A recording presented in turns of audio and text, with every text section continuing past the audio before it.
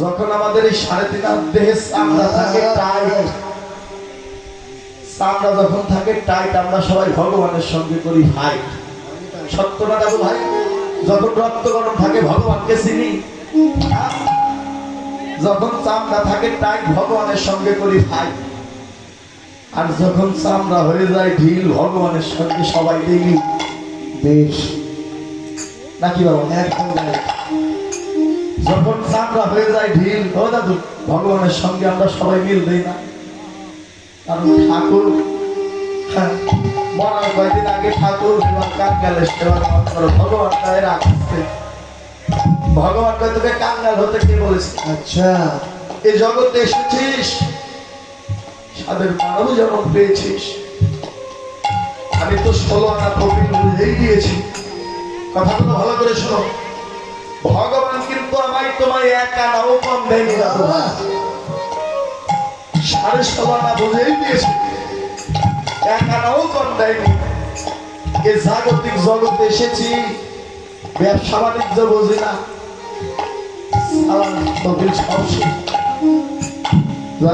এখানে অনেকে আছে আমার দাদু ভাইরা ব্যবসা করেন না। যদি 50,000 টাকা নিয়ে যদি ব্যবসায় নামে, সারাদিন ব্যবসা বাণিজ্য করে ঘরে ফেরার সময় সন্ধ্যাবেলা যদি 40,000 টাকা নিয়ে আসেন, আপনার ব্যবসা কি টিকবে? ও ব্যবসা টিকবে? কয়দিন টিকবে? বেশি দিন টিকবে না। ভক্তি শাস্ত্রে বললেন ভগবান আমাদের 16.5 আনা কপিল বুঝে দিয়েছে। এই জাগতিক জগতে এসেছি, ব্যবসা বাণিজ্য বুঝিনি দাদু ভাই, সালান তবিল সব শেষ। এখন বলি ভগবান কাঙ্গালের সেবা গ্রহণ করো। ভগবান তো আমার ঠেকা বলে, আমি তো কাঙ্গাল হতে বলি নাই। তাই মা, এই 3.5 হাত দেহের রস থাকতে আমার গুরু গোবিন্দের স্মরণে ছিল জন্মের মতো বর্ষ।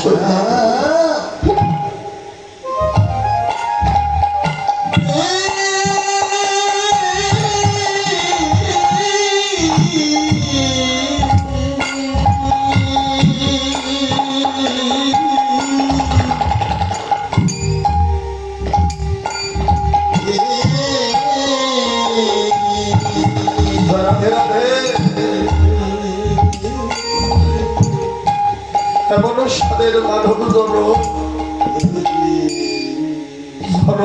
আর হবে না বাবা, পাগল সাধক ভাঙা পাহাড়ে বলেছে, এমন সাদের মানব জনম আর হবে না, এমন জনম তুমি আর পাবে না। বারে বারে আর আশা হবে না, বারে বারে যে আর আশা হবে না দাদু ভাই। এই সাদের জন্ম পেয়েছো, জন্ম পেয়ে হেলায় হেলায় বেলা দিদি ভাই,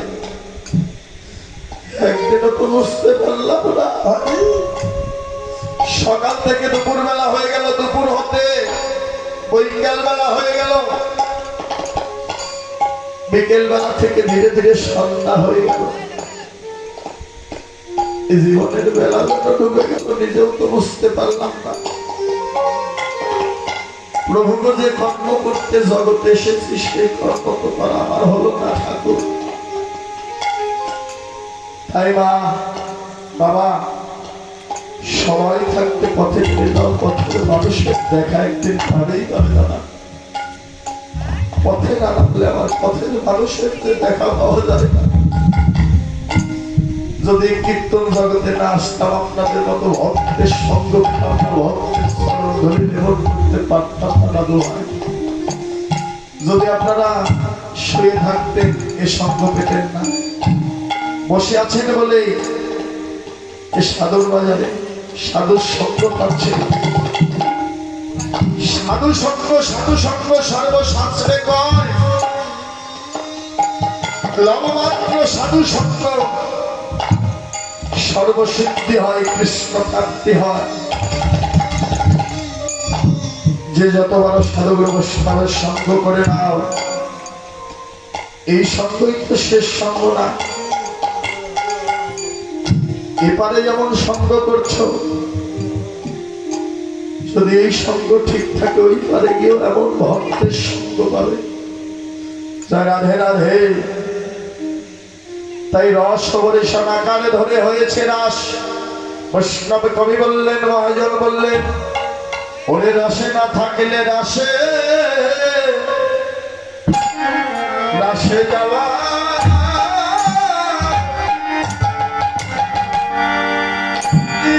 যায় না। বাসন মনে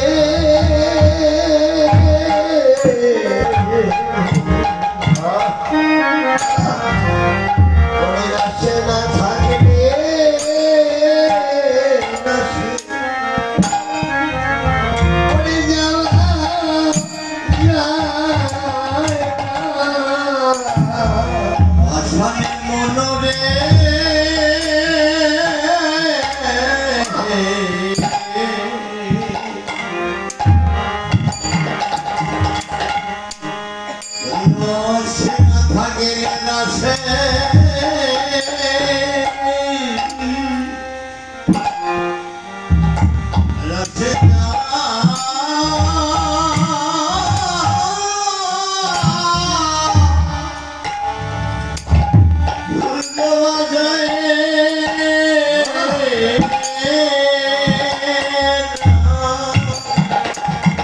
এভাবে কেবল জানে তারা, করে বোঝে তারা, জানে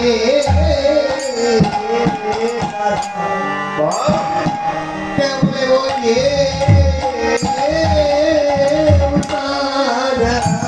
এভাবে জানে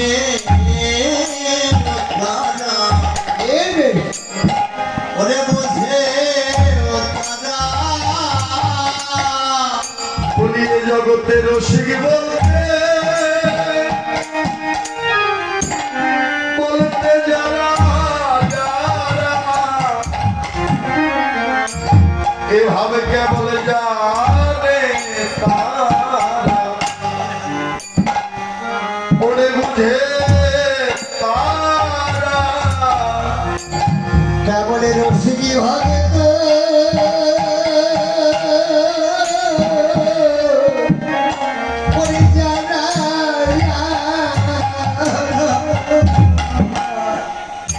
এইভাবে কেমন বোঝে এইভাবে কেমন জানে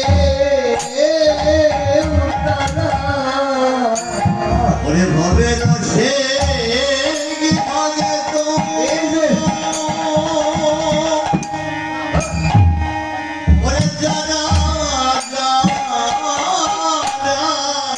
বাবা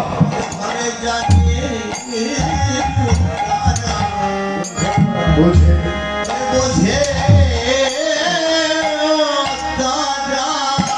ওরে জগতে আমার গৌর বলে প্রাণ, প্রাণ শোকেছে যারা এভাবে কেবল জানে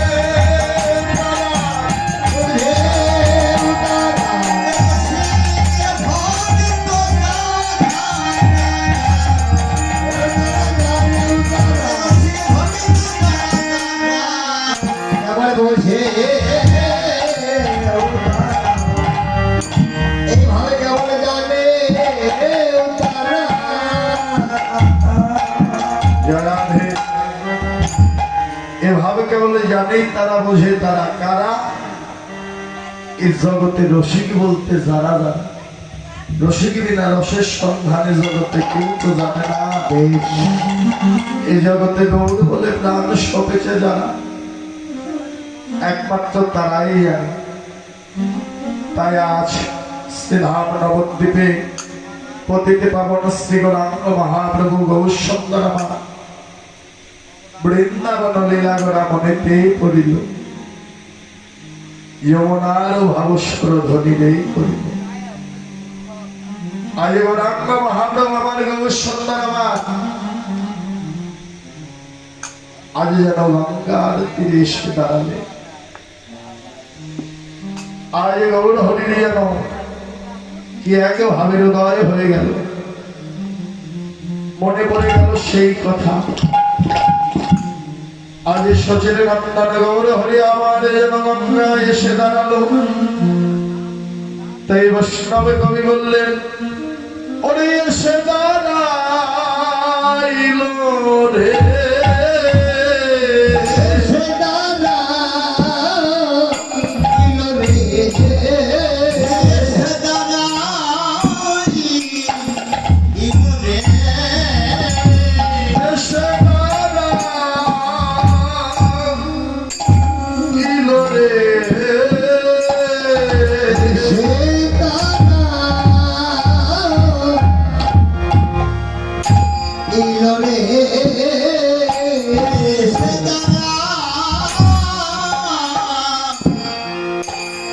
রে। ওই না সুরধনী গঙ্গার তীরে এসে দাঁড়াইল রে। ও সেই সুরধনী গঙ্গার তীরে এসে দাঁড়াইল রে। ওই সুরধনী গঙ্গার তীরে ওরে দাঁড়াইল রে। ওই না সুরধনী গঙ্গার তীরে পদকে বল হরিবা, হরি বলে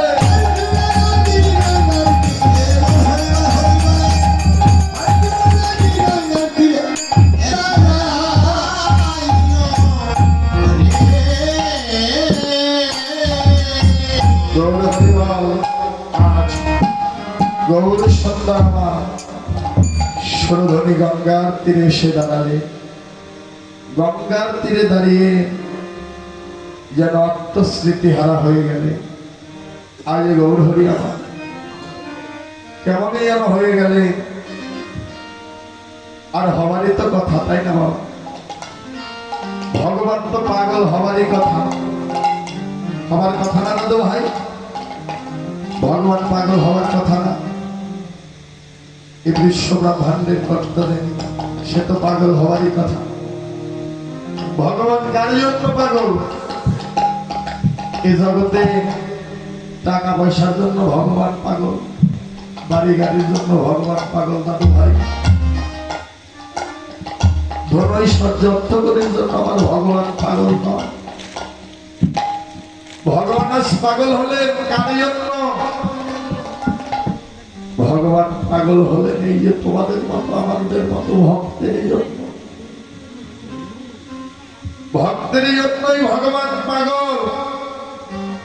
কেননা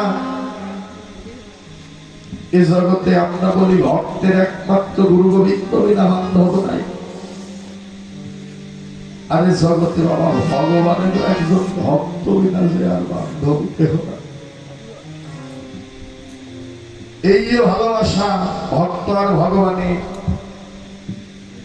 ভগবানেরও ভক্ত বিনা এই জগতে কেহ নাই, ভক্তেরও আমার ঠাকুর বিনা এই জগতে কেহ নাই। নদীর দুইটা কুল থাকে দাদু ভাই, দুইটা কুল থাকে নদী। কেউ যদি একটি কুল হারা হয়ে যায় আর এক কুলে গিয়ে দাঁড়ায়, কেউ যদি একটি কুল হারা হয়ে যায় আর কুলে গিয়ে দাঁড়ায়, জগতে আমার ভক্ত যারা, আমার হরিকে যারা ভালোবাসে, তাদের এগুলো থাকে না, ওগুলো থাকে না, একমাত্র আমার গৌর কুল বিনা যে অন্য কুল থাকে না ভাই।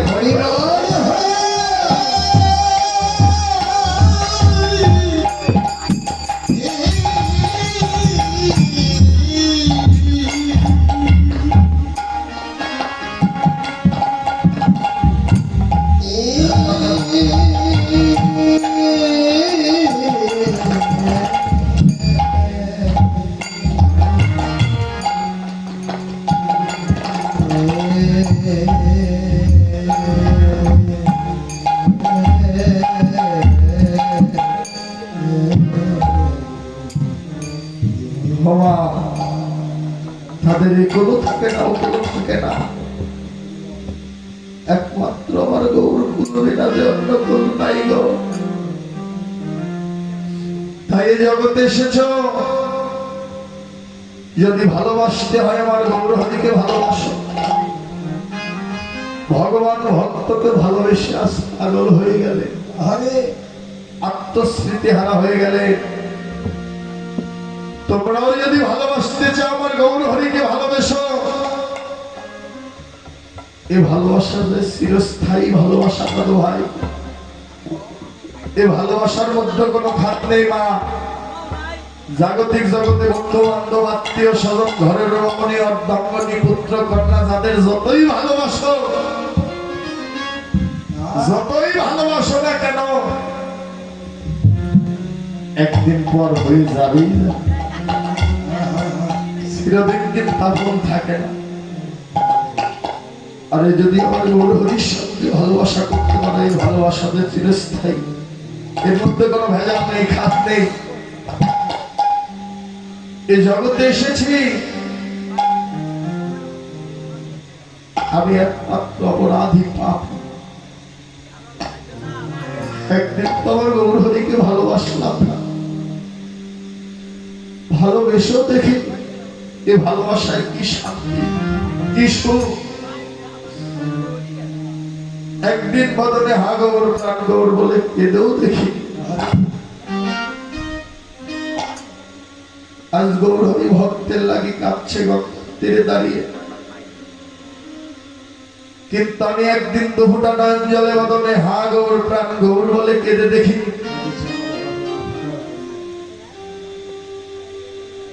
কাঁদিনি, কেঁদেও দেখিনি।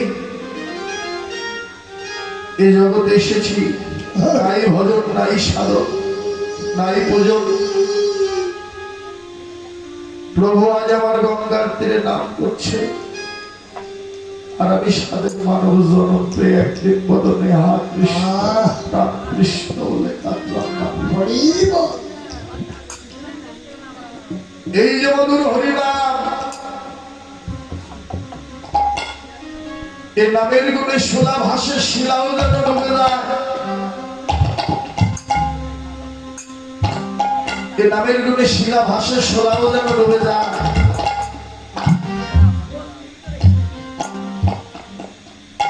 এই মধুর নামের গুণে কত বাসনা হৃদয় গলিত হয়ে যায়। এই মধুর নামে কত পাশারি গলিত হয়ে যায় দাদু ভাই। আরে জগতে এসেছি, সাধন যজ্ঞ ভজন যজ্ঞ সাথে মানব জন্ম পেয়েছি।